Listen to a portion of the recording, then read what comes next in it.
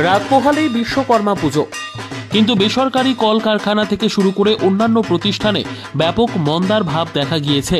তার কারণ গত অগাস্ট মাসে ঘটে যাওয়া ভয়াবহ বন্যা, তার ব্যাপক প্রভাব পড়েছে জনজীবনে।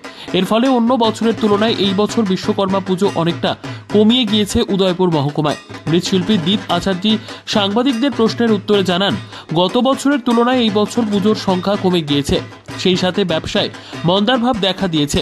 মূর্তির দাম অন্যান্য বছরের তুলনায় কিছুটা কম রয়েছে এবং সাথে মূর্তি বিক্রিতে দেওয়া হয়েছে এক সুবর্ণ অফার। পাশাপাশি উদয়পুরের বিভিন্ন ফলের দোকানগুলিতেও তেমন কোনো ভিড় লক্ষ্য করা যায়নি।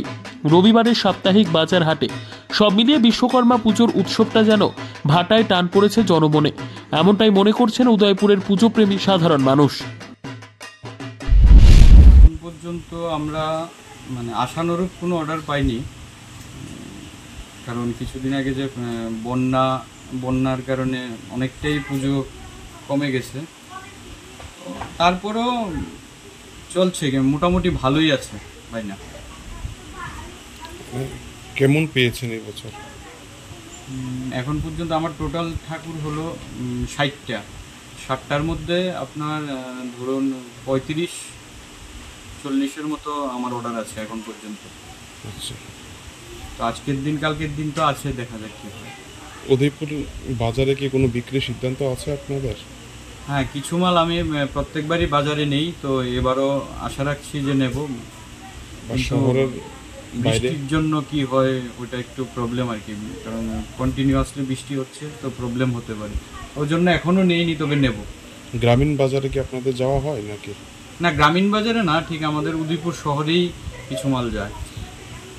আপনাদের কেমন চাহিদা আছে এবছরের মূর্তির চাহিদাটা? বৃষ্টি তো হচ্ছে এবছর তেমন একটা নেই, কিন্তু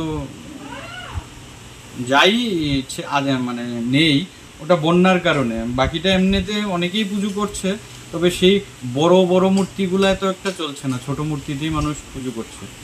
মূর্তির বাজারে মূর্তির কতটুকু দাম বাড়লো এবার গতবারের তুলনায়? দামের ব্যাপারটা আমাদের তো নর্মালি, কারণ যেহেতু এত বড় একটা বন্যা ত্রিপুরাতে আসলো, তো সবার দিকে চেয়ে পুজোও করতে হবে, ঠাকুরও বিক্রি করতে হবে। ওই জন্য আমরা দামটা আগের মতনই রেখেছি, কিছু কিছু জায়গাতে দামটা কমিয়ে দিয়েছি, বাড়াইনি এবছর।